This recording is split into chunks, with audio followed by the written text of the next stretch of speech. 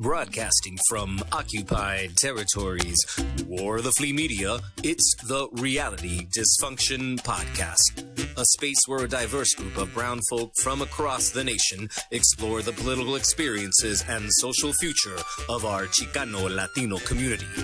Control the narrative. Resist the dysfunction. Hello, everybody. Dr. Ernesto back with another episode of the Reality Dysfunction. This week, I'm here talking with James Ortega and Ernesto Ayala, who are both, along with myself, members of the Raza Unida party. We're going to be rapping a little bit about things that are happening with that organization. But before we do, I'm going to let these brothers introduce themselves. James? My name is James Ortega. I'm a member of our Raza Unida party. Yeah, just another comrade trying to help free our people. All right. Where are you based at, James? I am based in Portland, Oregon. Portland, Oregon. All right. Yeah. And then Ernesto? Hello, everybody. My name is Ernesto Ayala. I'm the pro tem chair of the Partido Nacional, and I am based here in Pacoima, San Fernando, California. Right. So I thought maybe we could kick off this conversation talking a little bit about the study group that's been going on for several months now. It meets every Wednesday night at 6 p.m. PST. It's a Zoom meeting. So anybody who's interested can join that study group. Go ahead, Ernesto. Take it away. Well, it's not 5 p.m.? Oh. It meets every Wednesday night at either 5 or 6 p.m. I think, depending on where you currently reside. Yeah, for all of our listeners who are all of our regular listeners, I should say, I know that you are not surprised that I don't know what time the study group that I attend every week starts. Brother Ayala is right; it starts at 5 o'clock. PST. So, but we'll be putting a link to the sign up form for it and everything. But to get into the conversation, Ernesto, maybe you could tell us a little bit about the study group and why it's so important. Yeah, well, I mean, I think it goes to what type of organization we are and that we're attempting to rebuild. The Partido is a political organization. It's an organization that needs to synthesize, our history, everything from 500 years till now, and world history, where we fit in the world. To do that requires a lot of study, requires a lot of dialogue, or what they call, or it's called dialectic with other compañeros. We have to, work on the mind. It's not just like, you join any group or club or whatever, and that's it. Partido is an organization that's, seriously trying to take on an enormous task. So to do that, we have to all be there, mentally, ideologically. So, that's, the I guess, in a nutshell, what the point of the study group is, so we go over this process. We've been reading a few books, really good books. Reskin, White Mask, the Settlers. And then we've been going over some Partido documents as well that we've unearthed, from old archives, whether online or some that my father has had, a lot of, amazing material that has been written by Chicanas and Chicanos, and I think that's one of the things that kind of blows our mind, because we don't see this stuff. We don't see this stuff anywhere. As Chicanos, first of all, we're almost completely buried in everything. Like we don't know anything about stuff. Buried in the black-white paradigm. Exactly. Yeah. And so to see stuff like this that people like us have been writing, since from the 60s, 70s, 80s, 90s, 2000s, and up till now, gives us a lot of more confidence, that, oh, wow, people like us have been thinking, have been, putting things into context, only that we haven't had any avenues to, or don't have, like we said, we're buried in the black-white binary, so people just don't give us any light of day, even our own people, unfortunately. Yeah. So that's one of the things we struggle. One of the reasons we're doing the study group, and I think it's proven successful with everyone that's on it. Yeah, it seems like we're either reading white theorists or black radicals, right? And that's not to say that there aren't things to be learned from either one of those groups, but the revolutionary, the radical, theoretical, practical literature that was created by the Chicano movement all the way through the 1980s is significant, right? And so I mean that's been a big part of the study group for me, is uncovering those documents. James, you look like you were going to say something. Oh, no, I was just going to say, just to kind of tag on to what Ernesto was saying, is that, the purpose of the study group is to build the revolutionary theory, is to build the revolutionary knowledge. Every great revolution, every great socialist revolution began with the study group. Mao talks about it extensively. Lenin talks about it extensively. It's a way of not only solidifying our identity, but also solidifying what we're fighting for. Right now we're caught up in petty little squabbles, such as the Latino versus the Chicano. These are just like, I mean, they're things that other identities don't have to deal with because they are already settled in who they are. And as indigenous people, we've been allowed to check the white box for many decades, hundreds of years. That's something that Black folks have not been able to do. That's something that Asian folks for the most part haven't been able to do. That all of us indigenous Pacific Islanders, we have all had that option of being able to politically, in a certain way, kind of pass off our identity. So right now, in a lot of ways, as Chicanos, we're building from the bottom up, right? Because we're still trying to solidify ourselves in who we are, and that's what the point of the study group is: to understand not only who we are as a people, but where we stand at this place in history, and to be able to give ourselves that historical sense. It's kind of like it's like being a saxophone player and only knowing the note that you play. But until you actually study the music theory, you don't understand. You'll only understand just playing that note. You won't understand where that note fits into the greater scheme of things. And so, so I mean, with all the books that we've read, Settlers, the Huey. Was it the Huey Newton Reader? All this stuff, all these things are building up that knowledge for not only us to understand, because all these thinkers have given us, where the movement is at a certain time and place.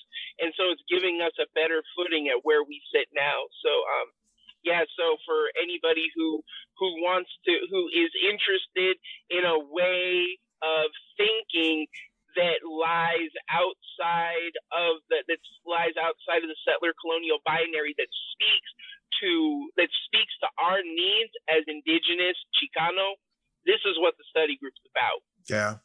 I mean, I can tell you all that for myself, my involvement over the past several months in, revamping and revising and bringing back to life in some ways the Raza Unida party have been transformative for me, right? I mean, this is work that I've been thinking about and wanting to do, for most of my adult life, and to really, be able to be with a group of people, who are as serious as I am, about learning and about, making this a political reality is, I don't use this word a lot, but it's like a blessing, man. I think people overuse that word, to be honest, but it's like a blessing, man. I look forward to Wednesday nights. Yeah. Me as well, same here, man. There's a lot of good people in the group, I think that one of the other things that's really interesting about the study group, and I know that Ernesto had touched on it, briefly in his initial remarks, but the study group is ongoing, right? I mean, and I think it says a lot about what Raza Unida intends to be as an organization, right? You don't ever graduate from the study group, right? That's a basic requirement and responsibility of anyone who wants to be a Raza Unida member, is that they have to participate in the study group, right? They have to learn. They have to keep learning. Yeah, I don't know. What do you think about that, Ernesto? Yeah, I mean, I was just thinking right now that how you were, saying, and if, I mean, it's not to, I guess, I mean, maybe we should put ourselves on a pedestal, but I mean, as a group, individually. But, if you think about it, I mean, every group of people on Earth, have their thinkers, have, intelligentsia. Every group, even groups that are not officially recognized. I mean, look at the Palestinians. That's a perfect example. Yeah. I think there's so many similarities that we could learn from the Palestinians. They have their thinkers. Those are the people that are, like we said, they're looking at their history. They're looking at their place in the world, going all over all this other stuff, developing, like James said, developing that ideology. A lot of people don't understand, that's what we're attempting to do. And I think it shows, it shows that the Chicano people, the Raza here in what we call Aztlán, is a group of people with a unique identity, a unique experience. If that wasn't true, then, all these fights that we have, online or offline or whatever, over identity, like James was saying, they just wouldn't happen. Yeah. And the fact that we're attempting to build, or we are building, this organization, this organization that I mean, again, I don't like putting ourselves on a pedestal, but I think you guys deserve that. That's all right, brother. This is a safe space, man. Safe space for that. Yeah, okay. you can put us on a pedestal if you want to. Yeah. Well, I mean, think about it. We're building this organization that as for Chicanos, has been recognized by Palestinians, has been recognized by Irish, by the Irish struggle, has been recognized by people throughout Africa, in Mexico. Sent delegates to Nicaragua when the Sandinistas first came into power. Was one of the founding organizations, one of the key founding organizations of the International Indian Treaty Council, and was recognized by various tribal nations as being indigenous and to Aztlán. That's right. And belonging here together with them. And I was on another podcast this weekend also with I call her my tia. She's my tia. I grew up, knowing her with Zuri Pambeli from the All African People's Revolutionary Party. And we talked about this long history of them recognizing, La Raza Unida as a legitimate organization of the indigenous people here, of Chicanos, Mexicanos, and other indigenous people. So that's what we're organizing. And there's no other group of people doing that. Chicanos, doing that. We're doing that. And I think that is not to stroke our ego. Individual ego is not about that. It's what we're collectively building, and we're building it, basing off of our history, as a people and as a partido, and that kind of does away with the individual, and not in a bad sense, but it brings us all together, because none of this, a partido is not one person, one individual, look at that person, they're the great whatever. It's a party. It's a party, exactly. That's right. It's a party. You can't have a party. You can't have a party by yourself. Well, not a real good party, anyways. Yeah, I was gonna say too. I think what the partido represents is a living contract with the people, because you see in a lot of other organizations, they're very dogmatic, even amongst organizations that claim to be, revolutionary. Yeah. They find their power in exclusion. So that's why we have a lot of breaks in our community. Our queer raza is a really great example. Queer and trans raza. The idea that some people will refer to certain books that have been published since the 70s as a way to be able to say, like, well, if we're gonna go back to being indigenous, then so and so said that they didn't have queer people in our tribe, or trans people didn't exist then, so why should we recognize them now? Or the which is Raza a Unida, fucking stupid thing to say.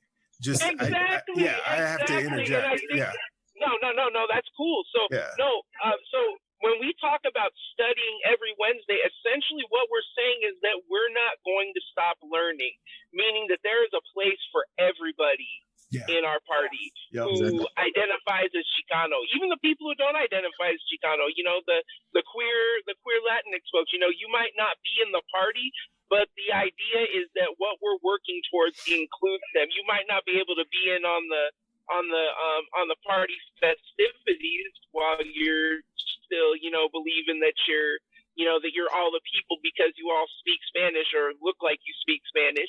But it's the idea that when we talk about a study group, it's that we're constantly learning, and so we have such a diversity of voices within the group. We have queer, we have straight, we have lesbian, we have gay. I mean, we have those white voices available to us in the group, and we do. We have white. So I mean, it's the idea that we're creating what I like is that we're creating an organization that's that we are an organization that is based in the fundamental idea of communism, brotherhood, living together, and what that entails, and that we're willing to critique ourselves as much as we critique society, because we are a reflection of the people. We are a reflection of the society that we want to create. So if we're not critical of ourselves, then we're not critical. Then we're not going to be critical of anything else around us. Yeah, so. Revolutionary Chicano nationalism, right? Absolutely. Scientific socialism. Right. Yeah, science, man. I like that analogy, or what James was saying. Because it is a science. Like any other scientific practice, you have to the scientist criticizes themselves or criticizes their work, criticizes the theory, and they get closer to the truth that way. That's what we're trying to do. We're not saying we know everything and we're right. We're saying this is how we get to the truth, or this is how we've been able to get closer to the truth. Let's, continue on that path, and even it means, criticizing mistakes we've made as a party, or wrong ideas we might have, and all that, and you taking all that into context, Yeah, and I think that that's really important to point out, is that a lot of revolutionary organizations, specifically the Brown Berets, of which, I'm the Oregon chapter captain for the BBNO, we have a lot of that history. I just got done reading a book about the Consafos magazine, and how they had a lot of queer people, a lot of queer Raza who wanted to write, but because the editorial board was so homophobic, they didn't let them in, or they had very few women writing. They had one woman who wrote, and I think they couldn't remember her name, so they just called her La Chingadera. And I think that that's really, I think that that's really important, because we have to own that history. A lot of organizations, not to can I cuss on this? Is that okay? Fuck yeah. Okay, not to take a shit on any of our Raza who go to church, but the church doesn't really take responsibility for what the church has done in the past. Not to say that the church hasn't done good things in our community, but when you start talking about the past and how many of us became Catholic, how we became Protestant, they don't like to talk about that, because that requires self-critique. And the church famously, exists on the inability to self-critique, whereas we as an organization can accept all of our people regardless of what they believe, because what we are searching for doesn't require us to all have the same spiritual beliefs or any spiritual beliefs at all, because we're talking about liberation for our people. Like Malcolm X said, keep your relationship with your God between you and your God at home, because if he hasn't done this much for you so far, it's probably better off to leave him at home anyway. Yeah.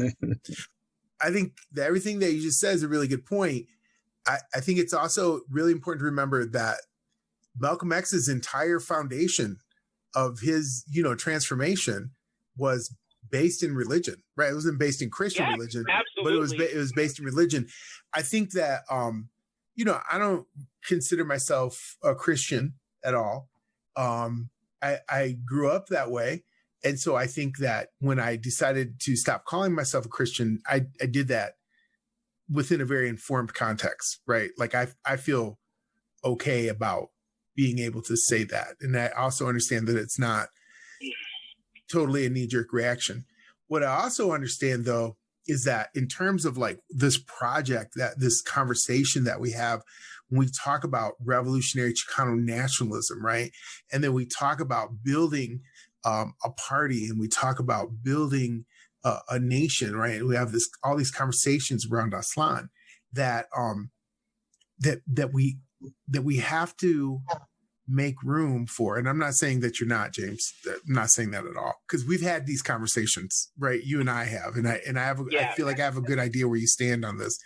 But religion is always a part of a group of people's lives, right? And so, like, thinking about what that is. So, like, for instance, just yesterday, I met with this young brother who lives around here, who's getting ordained as a Methodist,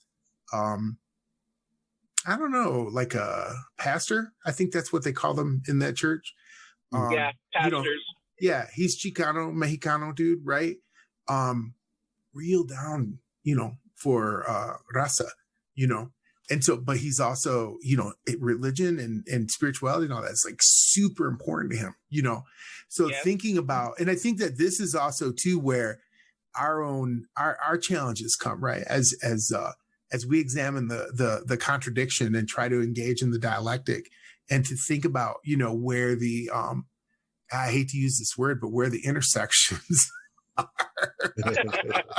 I've used two words in this podcast that I don't like to use at all. But I think that's important though, because but Malcolm X also said that he was talking about Black nationalism, and Black nationalism is something you could take to the church, to the temple, to the synagogue, to all those places, because what we're talking about is liberation for our people. But like all the Chicano art of the 70s that we still love to look at today was inspired by that spirit of the people, and it was a combination of Catholic iconography and indigenous iconography, but that's what at that time essentially made us Raza. Yeah. And now our canvas and our palette has expanded since then. So it'll include all those things, but what I'm talking about is using your religion as a shield, like for the people, but not as a sword. Right. That's because the shield of faith, brother. The shield of faith. That's right. It's like if anybody has time to look it up, there's the social gospel that was really prevalent during the 1920s that you can still find books on, and the response to that from the capitalists was the what do they call it now, the prosperity gospel. So you have that thing where the and that's why I talk about the church, is because the church in a lot of places, especially throughout our history as Chicanos, has been paid by the people who oppressed us. If Occupied America is a great example of a book that talks about that, where the people who ran the orchards and the fields that we worked in order to pick vegetables, those agro businesses would pay the pastors to stay out of political affairs, so it's like, so they used the thing that drew us together as a people and used it as basically like using it to make us step on our own, to hurt ourselves rather than help ourselves. So in being critical that way is really what I was talking about. So, yeah, for sure. But I think it's a good conversation, because again, in thinking of what we're attempting to build, it forces us to think outside of the individual, and, I personally, I'm atheist. I don't believe, I don't believe there's a reason to believe in any higher power, anything like that. That's me, right? But if I was to take like that attitude to our people, we will get nowhere. Yeah. And because our people are they are Catholic, they are Christian in one way or another, and and so we have to think outside of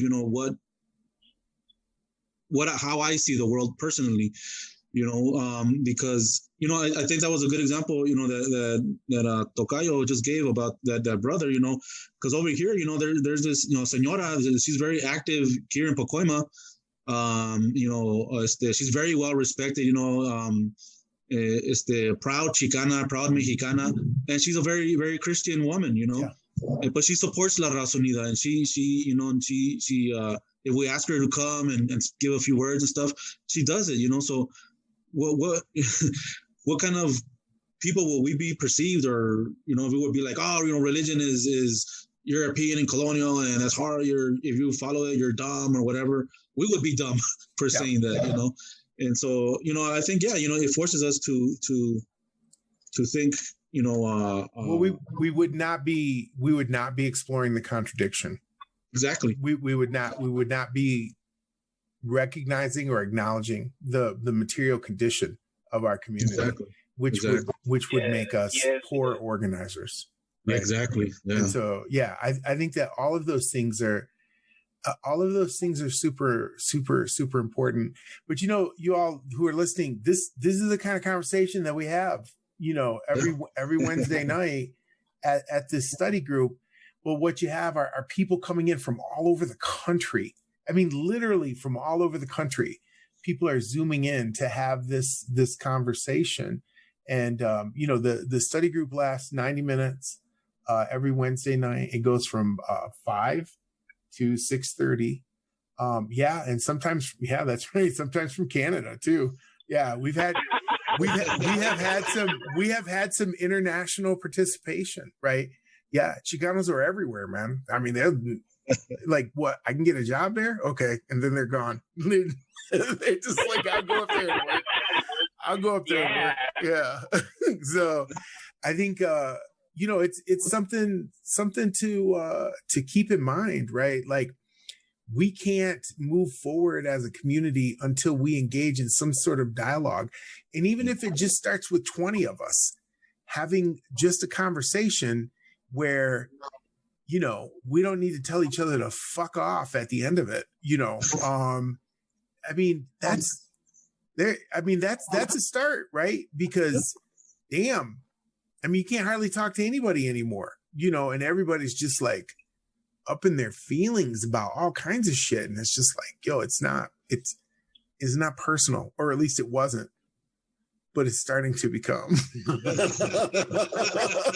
I think part of it, I think part of it is, it's part of that colonial mentality. It's the idea, why are you bothering with these things? Why are you bothering me with these things that don't affect me? I was just having a conversation with this other brother in one of the Mexican communities on Facebook, and basically like his whole thing, because we were talking about Palestine, he's like, essentially like his whole thing is like, well, you passively support empire essentially by living here and spending money and working. So why does it matter to you? And I believe that comes with that whole like capitalist individualist mentality that, that you can exist and do your own thing, and it can totally be in a vacuum. Like what you do, unless it goes against, unless it plays into the grand scheme of the empire, like, it's frustrating because it's like, Ayala was saying, there's a lot of things that we as Chicanos can learn from the Palestinians, because, there are people like Ayala said it at the last Wednesday we had, the reason why they're able to be so strong as a people is because they understand that they're Palestinian, that their relationship with Israel is what makes them Palestine, and that they're not calling themselves separate from the rest of the Arab world. It just happens to be where they are right now at this point in time with the colonial relationship we have. They have, and that's what makes us Chicanos. It's our relationship with the U.S. empire at this point in time right now where we are. Chicano isn't even, like, a lot of us are indigenous.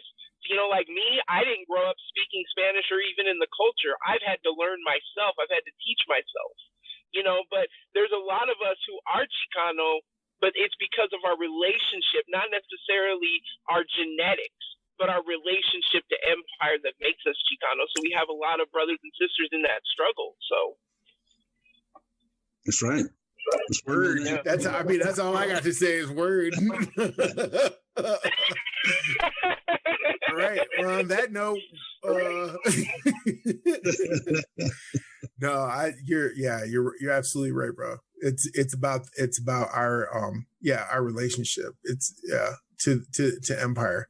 That's a good way to put it, man. I think because it also answers back all these other people, you know, who are all like, oh no, that's not who we are. I mean, and it lets us know right away that they have a different relationship to empire, right? They don't see themselves the same way. And I think it's particularly shocking, you know, and I've been doing a lot of writing lately.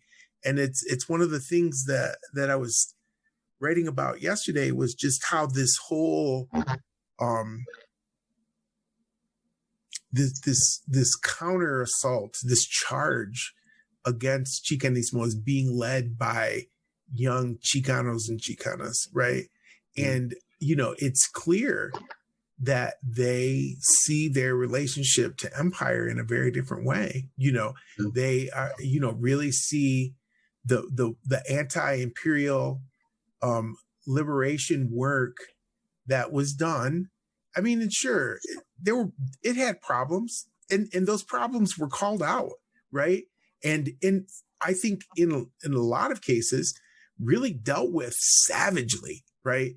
And so, you know, I don't think that the Chicano movement acts the same way that it did 40 years ago at all. And I think anybody who says that it does is, you know, I mean, they're being bombastic, right? They're engaging in just it's lazy and dogmatic, basically. Yeah, you know, and so the gains have been made, right? And understanding what our relationship is, but just because a couple of people say that, you know, these ideas are imperialistic, I mean, that doesn't make it so, right?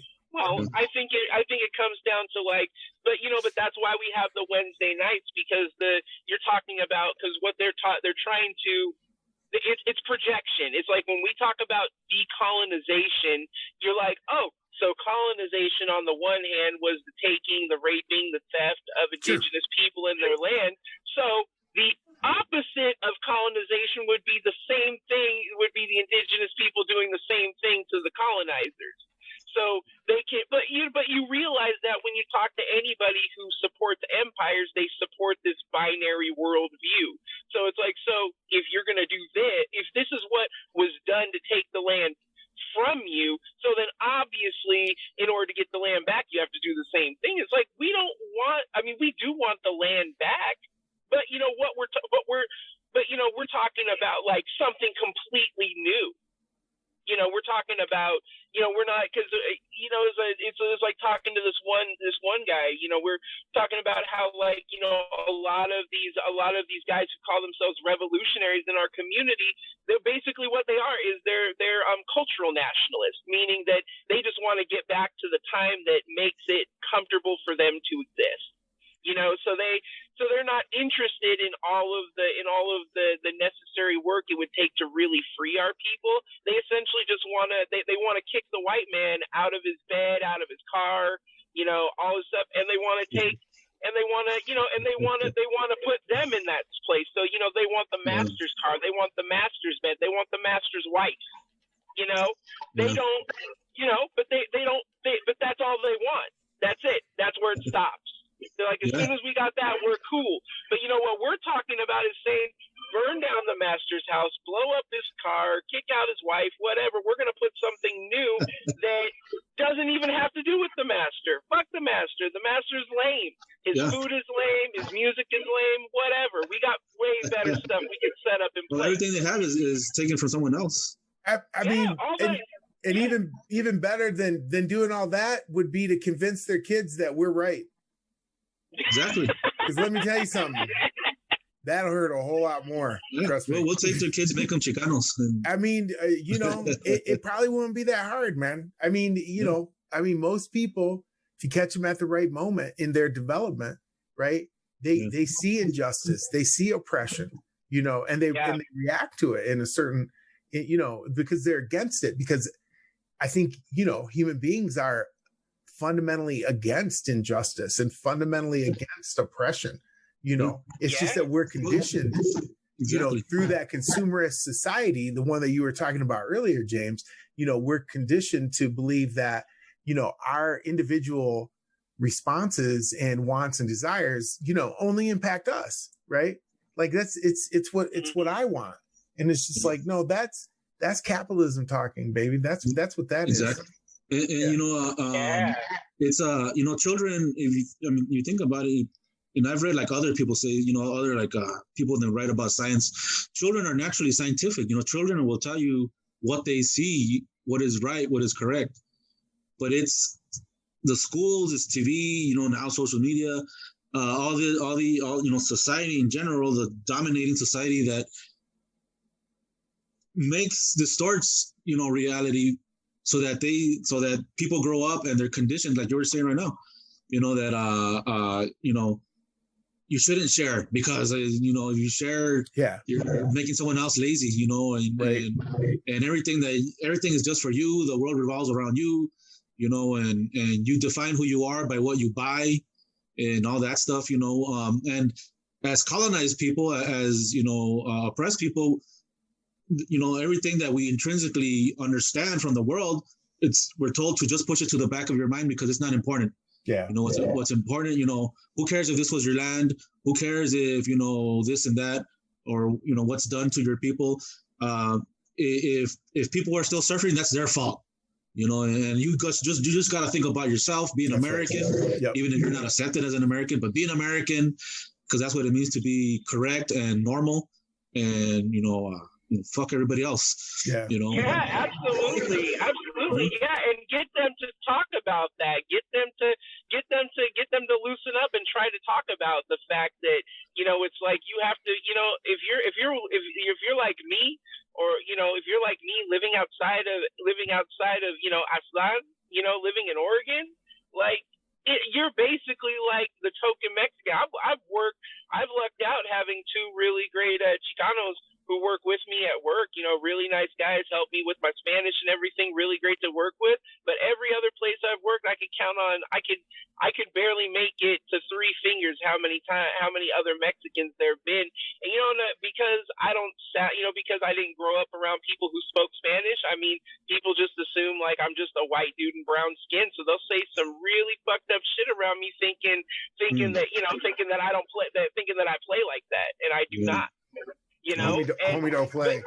Yeah, exactly. But that's the truth though. Is because those guys, that's how they think. Yeah, that's how they think, and that's how they get us to think. Yeah. They want us to believe that we're, like you said, like we're exceptional.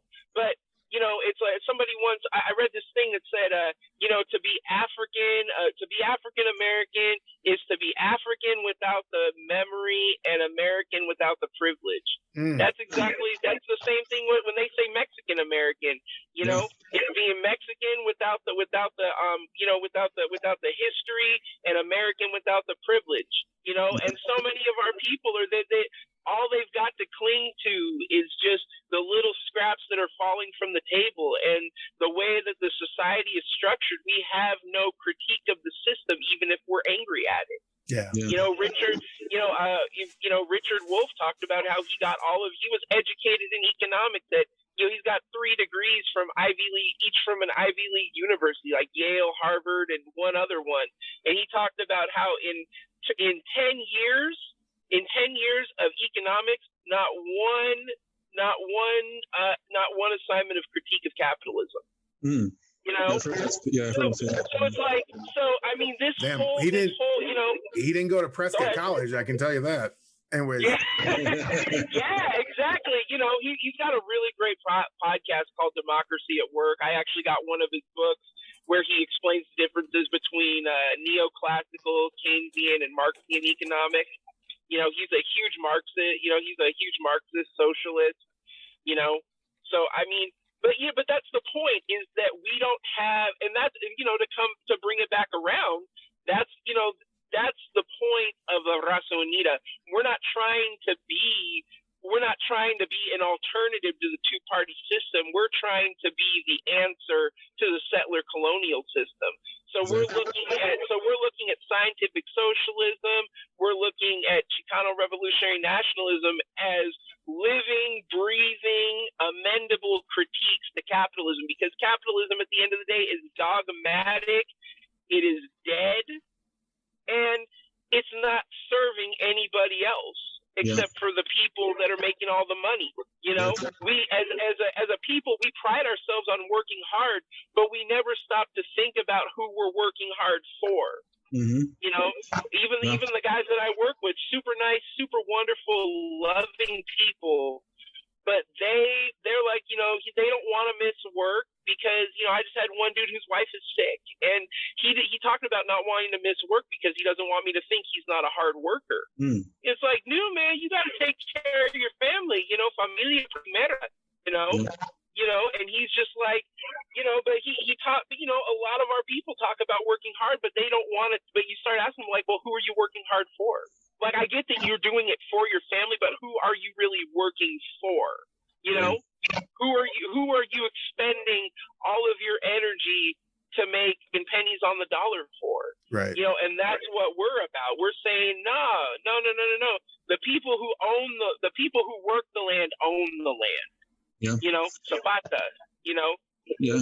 And to bring it back, you know, to what we had said earlier, or you had brought up earlier, you know, about the other study group is, you know, we're analyzing our relationship to this colonizer at this point. We're not just making stuff up or pulling, you know, Chicano out of a hat of different identities or something. You know, we're saying, you know, this answers who we are, you know, in a scientific manner, you know. So, you know, understanding that, you know, because of our relationship with U.S. settler colonialism, with imperialism, obviously at one point in time in the future, we're not going to have that relationship anymore. That's right. And then we'll become something else. Yeah. You know, that's part of the dialectic, right? That every process transforms itself into its opposite, you know. Exactly. And so that's the thing that we hold on to when we think about what it means to have a material analysis, right? That there is no such thing as forever. There is no such thing as a static situation. Eventually, we will arrive at the place that we want to be, right? Yeah. It's a question of how we get there. Hey, you guys, we're out of time. This has been a great conversation. I want to, you know, encourage everybody who's listening to click the link in the description below. Sign up for the study group. We hope to see you all there. This is the Reality Dysfunction.